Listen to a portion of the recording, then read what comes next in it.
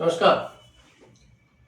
3 मार्च को चंद्र ग्रहण था और इस चंद्र ग्रहण से 2 दिन पहले एक वीडियो दिया था जिसमें बताया था कि चंद्र ग्रहण का प्रभाव नॉर्थ ईस्ट के स्टेट्स पर पड़ेगा।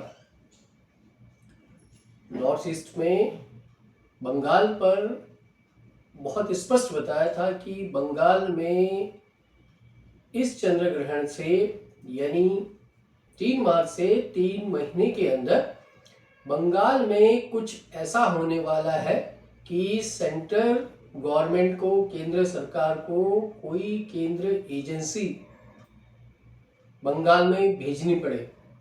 बंगाल में उपद्रव होगा। बंगाल सरकार और केंद्र सरकार के बीच टकराव बढ़ेगा। केंद्र सरकार फोर्स या कोई और एजेंसी भेजेगी और ये घटना आपने स्पष्ट होती हुई देखी कि ममता बनर्जी, बंगाल सरकार ने कुछ इलेक्शन कमीशन से जुड़े हुए लोगों के साथ एक कंट्रोवर्सी हुई जिसके कारण सेंट्रल फोर्स को वहां जाना पड़ा। बंगाल में इलेक्शन की डेट फिक्स हो चुकी है कि इलेक्शन होना है। अब सबसे बड़ा सवाल यह है कि इतने लंबे समय से शासन कर रही ममता बनर्जी क्या बंगाल में बनी रहेंगी? करीब करीब 26 साल के कम्युनिस्टों के शासन को खत्म करने वाली, बुद्धदेव भट्टाचार्य और ज्योति बसु जी के शासन को खत्म करने वाली ममता बनर्जी क्या फिर से सरकार बनाएंगी या इस बार सरकार बीजेपी की बनेगी?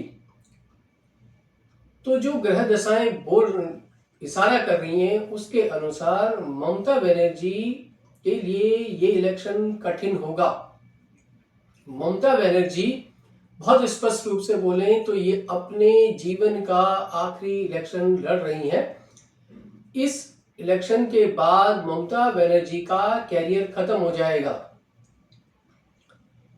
ममता बनर्जी ने बंगाल के लिए क्या किया, बंगाल में ममता बनर्जी के आने के बाद कितना विकास हुआ, ये बंगाल के लोग बता पाएंगे। लेकिन ममता बनर्जी के कार्यकाल में कई ऐसी बातें हुई जो आम जनमानस के लिए ठीक नहीं थी।